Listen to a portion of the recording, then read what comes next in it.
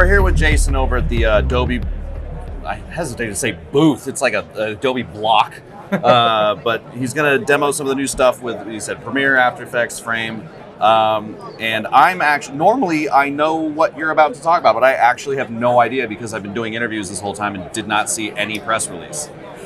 That's what NAB is for, right? Yeah, It gets busy. The days are long and the nights are longer. Let's talk about what's new in Premiere Pro. Yep. We have a lot of audio updates in Premiere Pro. Love that for me. We announced these audio updates at the Sundance Film Festival in January, earlier this year. They went into public beta. Really enormous feedback from the community. We got lots of great beta feedback. Lots of bugs were caught, lots of additional feature requests for future development. But we're really excited to share that these audio workflows we're about to go through are going to be shipping to GA, to Premiere Pro. General audiences. General audiences availability, yeah. Oh, general availability, okay. Outside of the beta app into the proper Premiere Pro app. Copy that. Like first week of May, very early May. So let's go through them. First things first, you might notice that if I zoom out on my timeline here, if I highlight all of my audio here, we have used assistive AI technology powered by Adobe Sensei to automatically configure and let Premiere Pro figure out in just seconds what's dialogue, what's music, what's sound effects, what's ambience. I'm a colorist and video editor myself, Yep. So when I do sound, it's kind of like it's an experience. Yeah. So what I love is that once we categorize the kinds of audio that you have in your project, I can click on this clip, for instance, and I know, okay, this is dialogue. Does it auto color when it tags, or is that you set that? What's that? So like the dialogue is green in this case. Is that automatic with that, or did you just set those colors? We set those Okay. clip and track colors, but that's a really good question. We do have gorgeous new clip colors for audio in Premiere Pro, gorgeous clip colors for all the clips in Premiere Pro, which are really excellent, way more visually stimulating, better to look at, easier on the eyes after a long day. But I click on this piece of audio right here, and Premiere Pro knows, okay, this is dialogue. Right. So I no longer have to search and manually drag and drop all the pertinent audio effects I want. It shows me everything I need and gets rid of everything I don't need to get through my basic mixing. And I can actually use enhanced speech here, which can initialize and run really quickly. It can turn the tinniest, crappiest audio into gold. I want to tell you, so I have a podcast called Frame and Reference, interview cinematographers, 150 episodes. First 3 seasons sounded fine. Season 4 is when you guys had launched. I was in the beta for the web version of Enhance, and I'm talking laptop, far away, echoey dialogue recorded through Zoom. Yeah. Polishes up and sounds like it's recorded in a studio. It's a really incredible tool. It's magic. It's been very hard to break it. I've tried to break it myself. I've only succeeded like once or twice. Yeah. But I like really tried to break it. You know what's funny sometimes is if it's actually like really good audio, it makes it worse. Like it doesn't stay neutral. So my suggestion is if you have good audio, maybe just EQ it and something. But like for bad stuff, it suddenly is incredible. That's the real use case there. Yeah. Because again, a lot of this stuff is manual labor. It's tedious. It's busy work. Yeah. That you don't want to do, that no one wants to do. Yeah. Right? So we want you to focus on the creative editing that actually matters, the creative workflow that matters. And it's our mission to eliminate as much busy work as possible and reduce limitations. Correct me if I'm wrong, but essentially the enhanced thing seems to kind of level the dialogue, compress it, or seemingly compress it, EQ it, and clean it up all in like one swoop. Well, that's the vibe I get. Now, I'm not saying it does that, but that's what it feels like. It uses AI to accomplish a wide range of services and effects to enhance the audio so that it sounds amazing. Right. Yeah. And do you get struck by lightning if you don't say powered by Adobe Sensei? No, we don't. But because Adobe Max was just like the Sensei was just that. Yeah. Anyway. Well, that's been a huge part of our AI technology for a long time now, because we've really been like a market leader in assistive AI technology. It's funny. We're going to talk about generative AI in a minute, but we're new to generative AI when it comes to video in Premiere. But we've been doing AI in Premiere for a very long time, and in thinking about generative AI. What do we have now in Premiere? We like to call it now assistive AI. Right, Stuff like enhanced speech, auto ducking, which I'm going to show you in a second also. Speech to text, text-based editing, all that stuff. The text-based editing is so clutch. It's great. For interviews, I do tons of interviews, and that's being able to just chop it up. You can send. Now I'm just taking your job. You can send a script to a client who and they give you a paper edit, and then you just go in and chop all that stuff out, make your time. It's so nice. Yeah. Well, we're like moving all over the place, but who cares? We're having a nice conversation. Yeah. Oh yeah. I should have told you ahead of time. I'm very scatterbrained, cool. So my bad. Well, the cool thing about the text-based editing is now we have filler word detection, all the oohs, ahs, ums, target them, delete them. We have pause detection, get rid of all the pauses. Speaker detection, replace like the documentarian who's asking us questions, for just get rid of that person. Really just get down to the juicy stuff, so then you can use more text-based editing and refine and get to your cut down way faster. I didn't realize you could do detect speaker, delete speaker. That's really cool. Yeah. That's awesome. Yeah. So let me show you auto ducking real quick. Yeah, so sorry. I'm gonna no, it's all good. We're having fun. I'm gonna click on this music track right here. Oh no, this is ambiance. Pardon me. Let's go ahead and make this track a little bit larger. Great. So, ducking. You're either playing back, you're mixing live. Maybe you have a actual hardware mixer right there that you're using. But for most folks, I remember coming into the industry and having to create 4 manual keyframes for each duck I wanted to do. It's a painstaking process, right? Now, with these AI-powered audio workflows, I can select my music. Again, Premiere knows it's music. What do I want to duck against? I want to duck against the dialogue. Traditionally. Yeah, traditionally, right? But you could want to duck against sound effects also. You never know. Let's increase the sensitivity, reduce the duck amount, reduce the fade duration, pardon me, and go ahead and generate keyframes. And there's our ducks, right there. Oh, it's done? It's done. Oh, I guess my computer's very old. It already happened. Well, we're on a Mac Studio right here, which is incredible machine. Yeah, so it did all of our ducking for us. Yeah, great. Yeah. And you do have to, if you do that and then re-edit, you do have to hit generate again, right? It doesn't like chase. No, it doesn't chase. It just redoes it. Like, let's say, no, I actually want to increase the fade duration. I don't like that. Let's reduce the duck amount. I'll generate keyframes again. Yeah. There you go. Okay, cool. Same thing with sound effects. You can just keep doing this over and over again until you're happy with the result. Right? Yeah. Additionally, one other thing I'd love to show you is, let me go overhead and go ahead and pan over here real quick. And let me just mash these together real quick. And just do a little trim and put this over here. So if we zoom in on this audio track right here, we'll make this track a little bit larger. So what I'm about to do now is show you how we have these new great fade handles. Instead of dragging and dropping transitions, I can simply go ahead and just click and drag my fade in with the audio right there. And I can move my mouse up and down to adjust the Bezier curve. And I can even go across the other side and now have a... That's nice. Yeah. I was about to ask what's the difference between that and what it used to do, but it's that. Yeah, and it's gorgeous too. It's a really nice Bezier curve. It's a beautiful animation. It's a great user experience. And again, you can see that little like POW icon explosion right there. Thing, yeah. That's a sound effect icon. So we have dialogue, music, sound effects. Oh, I see. So when you zoom in, that's telling you what it's been tagged as. Yeah, that's how you know. Okay, this is a sound effect. I'm going to click on it. Now it's going to surface the effects I want for sound effects. These are the effects I want for music, right? So on and so forth, right? So those are some of the AI-powered and quality of life improvements that we have for audio. We also have, as you increase and decrease the height of your track, our audio waveforms do a much better job at resizing to get a much better view of the waveforms in your timeline. Yeah, and that's some of the new stuff in Premiere Pro. I should also mention that we now support Apple Log. Cool. Yeah, if you're shooting Apple ProRes on your iPhone 15 Pro and you're shooting in ProRes Log, we now have the ability to automatically detect that it's ProRes Log from the phone. As you import it, we will automatically transform that to SDR, HDR, whatever color space you want. You also have the ability to override that color management and add a LUT on if you want to yourself. But a lot of creators have really, gone to that phone as a filmmaking tool, a video creation tool, a V camera. I love using it myself. Yeah. And we now support Apple Log and Premiere Pro also. But let's take a moment to talk about After Effects for a moment, right? Right before we do, what is on this pink layer, let's say, light purple, there seems to be like a waveform behind the waveform. What's going on there? Is that a thing? That's actually, it's a It's a click. I think that's actually in the sound file.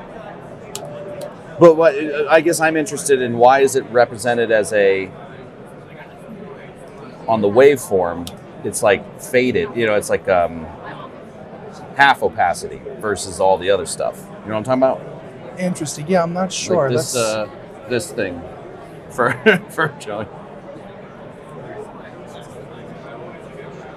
Let's investigate.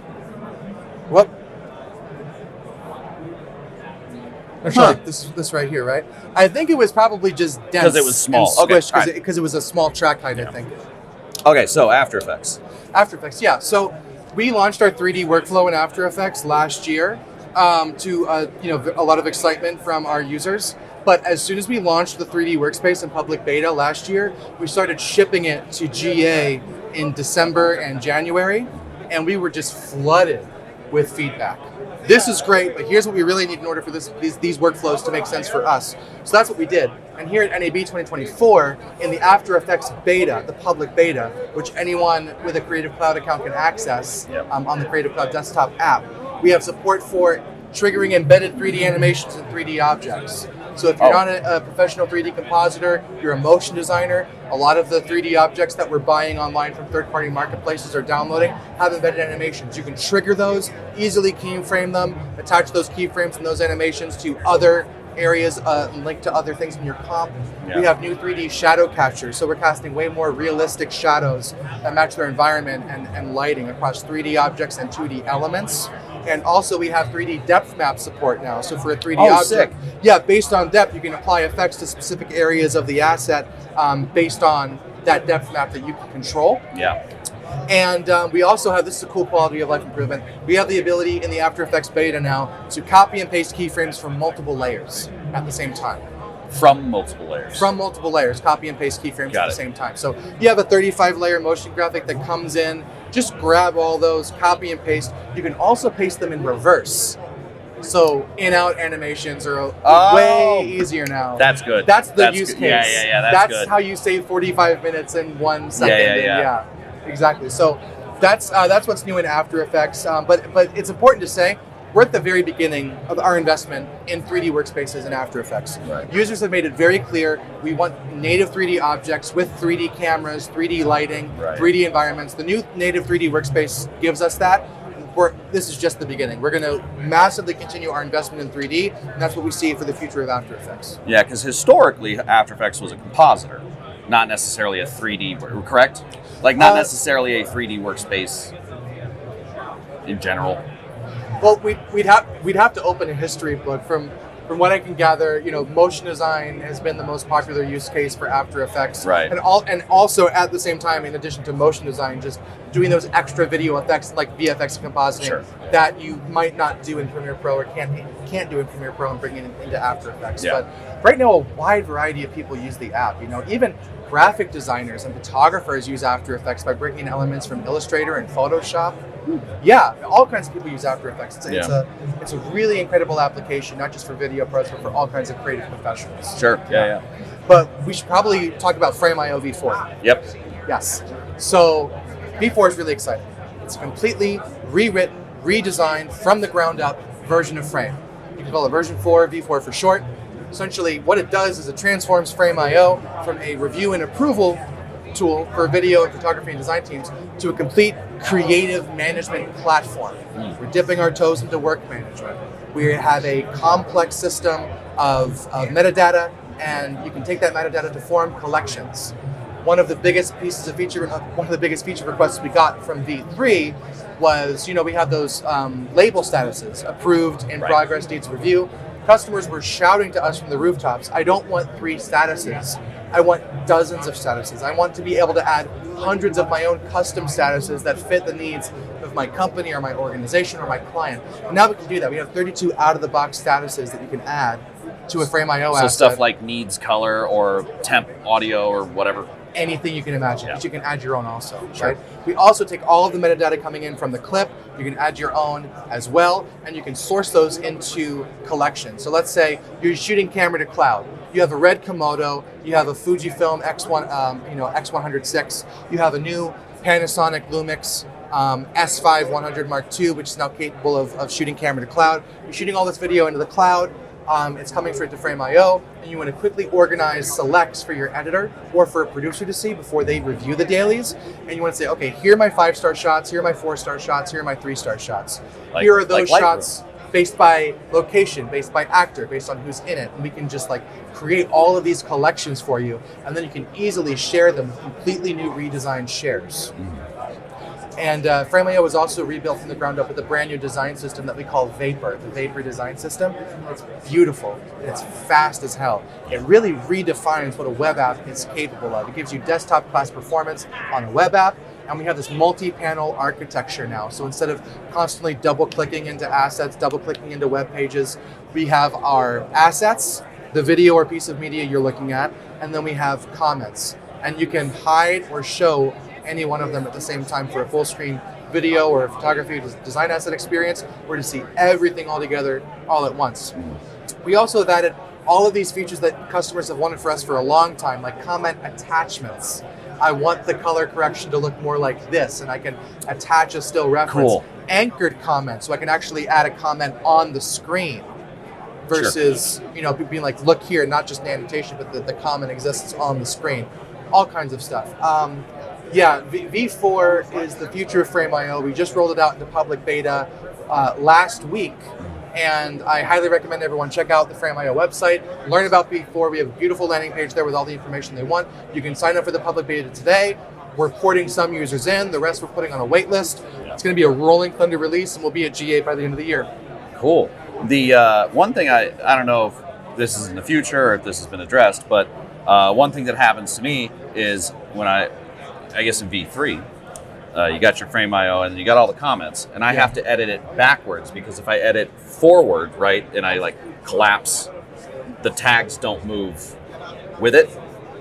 So like the note will say, a minute 12, but now it's, misaligned. Is that user error, or is that addressed, or do you even know what I'm talking about? No, I know what you're talking about. And this is within the Premiere Pro integration in Frame. Yes. Yeah, so V4 at this time doesn't support integrations. We're still working on that. I see. Okay. It's a high priority for us. This is a early iteration of the public beta. Yeah. So we're going to have that out soon.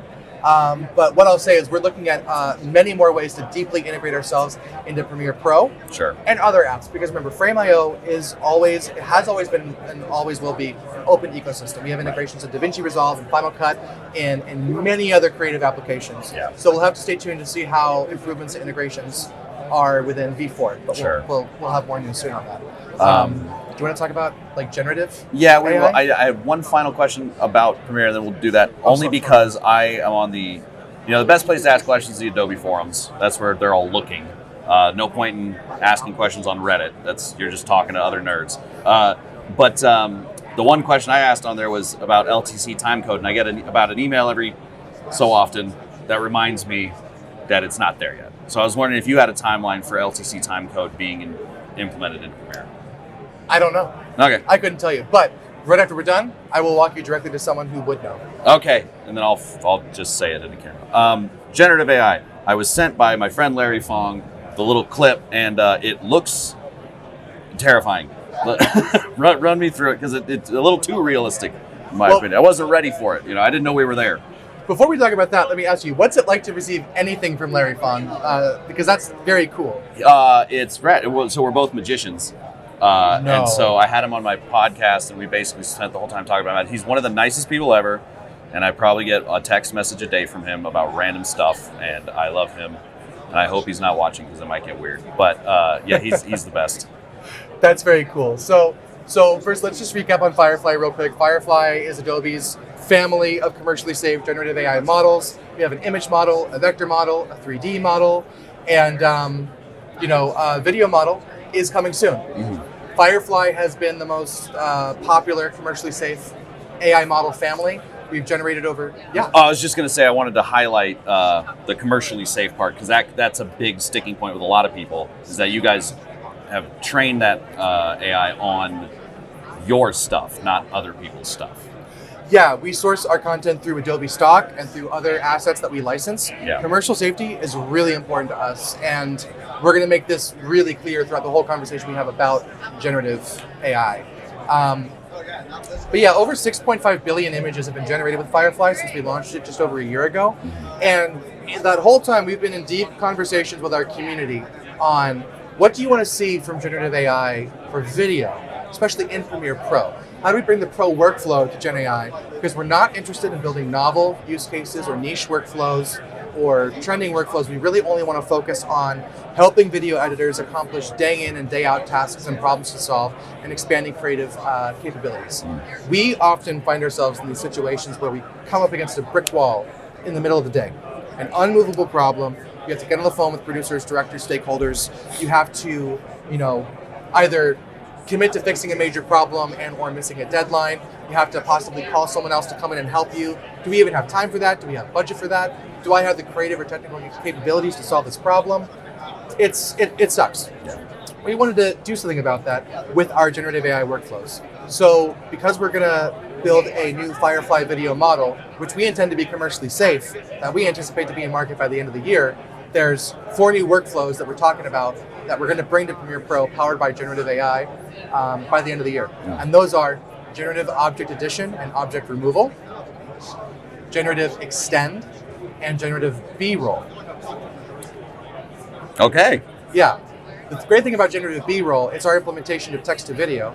You're going to be able to directly in your Premiere Pro timeline, go ahead and generate video that was never captured by a camera. You can use it, again, to create B-roll for your projects. You can use it to generate previs or pre-production assets, whatever your heart desires. There's a number of use cases. Placeholders, exactly. But so let's dig into object removal and addition, and then generative extend, which is my personal favorite. So I was going to say, that's what I'll do the Photoshop move, where you take the screenshot, chuck it in Photoshop, do like an extension or remove for like talking heads, and then drop that in. So having that built in natively is rad. Well, let's just start with extend then. It's both of our favorites. Okay, let's sure. I'm sorry, I've been interrupting you so much. I'm so bad No, at this. no, dude. It's the end of the show. I'm having such a fun time speaking with you about this. So, thank you. So anyway, generative extend is my absolute favorite feature that we announced this week. We've all been in situations where you have a cut, and then you go to apply a transition, and you don't have enough video to cover the transition. Right. And you end up with that awkward freeze frame as the cross-dissolve fades, right?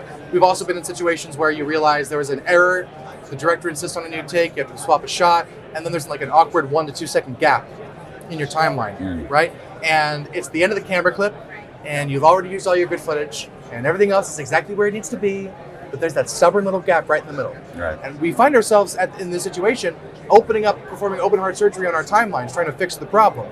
That's a time suck. So generative extend is going to allow you at the end of a clip to generate photorealistic video frames that were never there, that were never captured, just for a beat, for a couple of seconds, or for a few frames, whatever you need, to cover that transition, fix your pacing, close that gap, whatever you need.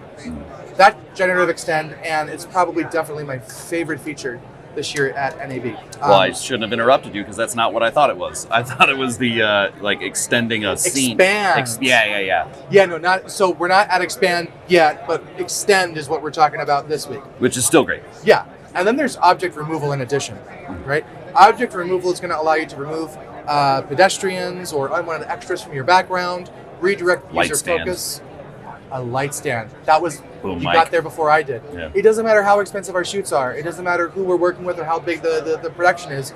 We always end up with a boom mic at the top, a light stand in the corner, a camera bag by an actor, And again, that's manual, tedious, busy work. We want to eliminate that and remove that. So you're going to be able to mask objects, track objects, and just wipe them out entirely. And Firefly is going to use generative AI to fill in the background.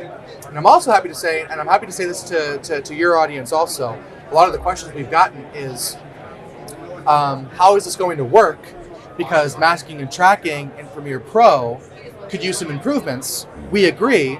And as a prerequisite, we're going to overhaul our masking and tracking workflows in Premiere Pro this year, not only to power generative object addition and removal, but also just for all of your workflow needs. We're also going to have some AI-powered object selection, which you can see in the Sneaks video that we debuted yesterday, right? So you can be able to hover, have a pink outline over a specific object, click on it, and then accomplish whatever workflow you want.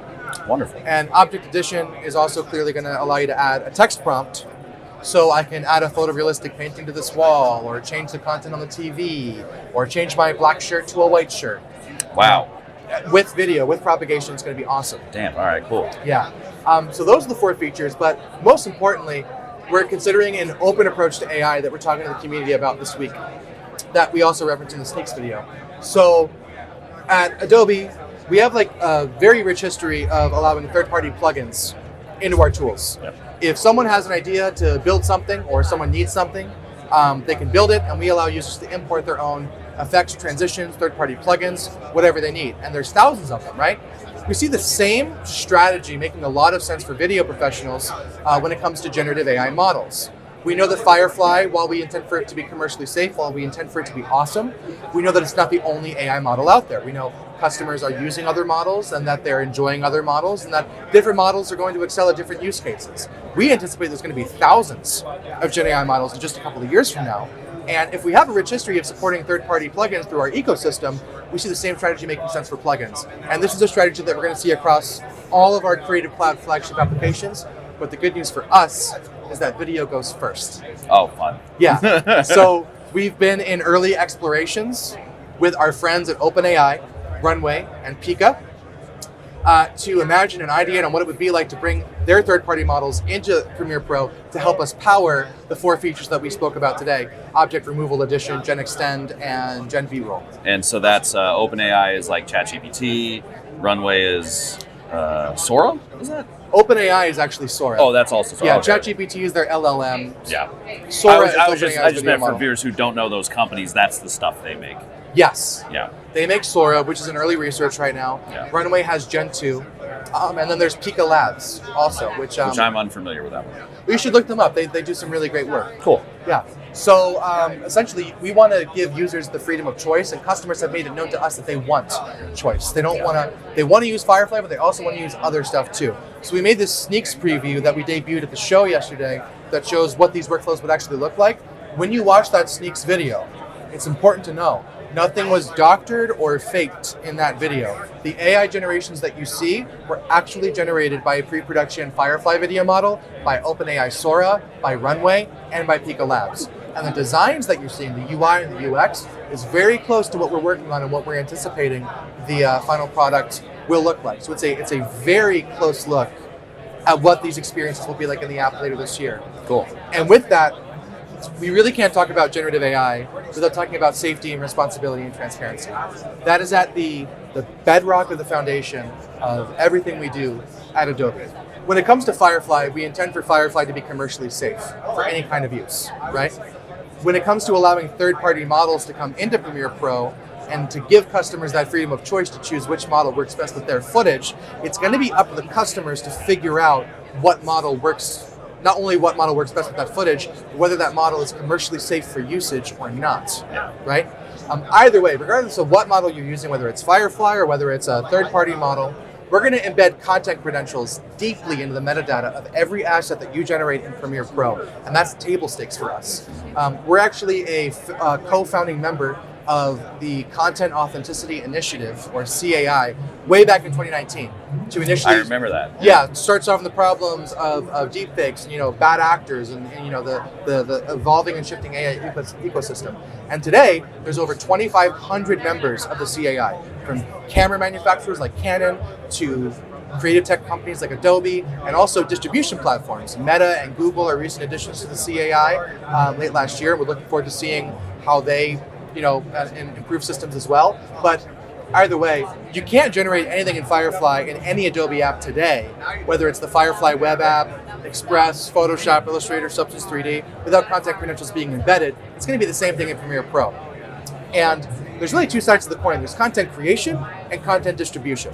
On the content creation side, the best thing we can do, and the only thing we can do really within our power, is to make sure nothing leaves the app without these credentials. Because today, a broadcaster, a news organization, a journalist can upload an asset, whether it's a video or a photo, to contentcredentials.com, and they can see, okay, this was shot with a Canon camera. Here's the original thumbnail of what that photo looked like. Here's all of the metadata of the path and journey of this video that led to it being made. And in the future, we'll be able to say, okay, these AI models were used, generative extend was used, text to video was used, et cetera, et cetera. And we're going to continue to be a leader on bringing all the world's technology companies together to establish common sense, table stakes, industry standards for responsible, transparent, and safe AI. It's extremely important to the work that we're doing here, and we're really proud to be leading the charge on this. Awesome. Normally, I would say, is there anything we didn't cover? But I feel like we covered all of it. Covered a lot. It was a big year, lots of announcements. Thanks for hanging out and talking to us about it. I had a lot of fun. Well, technically, you guys are a sponsor of all this coverage, so it's good that you got all the time you needed to. Yeah, it's very exciting. I'm stoked to see it. So appreciate it, brother. Thanks very much. Yeah, of course. Thanks.